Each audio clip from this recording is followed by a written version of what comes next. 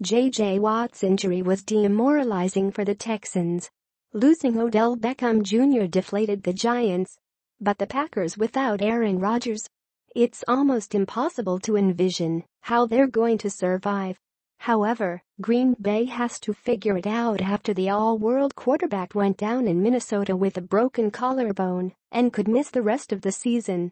Rodgers' last extended absence came in 2013 when a similar injury forced him to miss 7 games, and the team went 2-4-1, staying afloat just enough to make the playoffs. So, will the 2017 Packers, now 4-2, watch their season sink this time around? Let's start with the worst news. Unlike last time, Rodgers' fracture is reportedly on his throwing shoulder, which is why he's expected to be out longer. Plus, he's not the only banged-up Packer. 3 offensive linemen dealt with injuries Sunday as well, which will make the backups' job tougher. In 13, Mike McCarthy had to use 3 quarterbacks within 3 games: Seneca Wallace, Scott Tolzien, and Matt Flynn. This time around, he immediately tabbed Brett Hundley as his starter. Hundley was a 5th-round pick in 2015, a UCLA product who fell in the draft amid questions concerning his accuracy and ability to read NFL defenses. For more on Hundley, check out this 2014 Lee Jenkins feature. But he very well could have grown in those areas after spending 2 years learning behind Rodgers. And maybe McCarthy can conjure a scheme that makes things easier. Hundley has the ability to make plays with his legs, which offers some creativity in run game designs. If you want to believe, here's a stat. Going back to 2000, Hundley's preseason passer rating is 2nd among all qualified QBs. If you'd rather be a pessimist, here's another stat. Colt McCoy is 1st. 1. Steelers 19, Chiefs 13. The last of the unbeaten fell at home as an opposing defense finally stymied Andy Reid's multifaceted attack.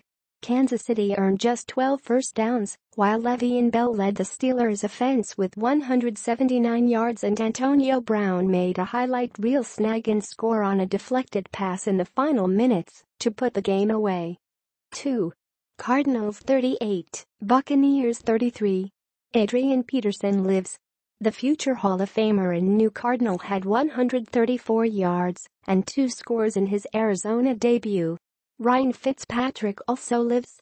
The ageless rifle stepped in after a shoulder injury, X-rays negative, knocked out Jameis Winston 10 passes into the game. 3. Patriots 24, Jets 17. Shockingly, New England needed the help of a controversial catch fumble touchback call to go its way. Final answer, touchback, to escape East Rutherford with a win.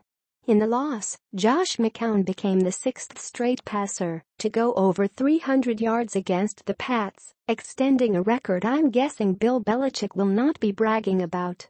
4. Chargers 17, Raiders 16. Los Angeles finally pulled out a close win as Nick Novak nailed a 32-yarder as time expired. In his return from a back injury, Derek Carr had 171 yards and 2 interceptions. Now he has to turn around and prepare for a pivotal Thursday night home game against the Chiefs. 5. Dolphins 20, Falcons 17. The biggest upset of the day played out in Atlanta, where Miami came back from a 17-0 halftime deficit. Matt Ryan was driving his Falcons for at least a game-tying field goal when Reshad Jones intercepted him deep in Miami territory, sealing a 2nd straight home loss for Atlanta.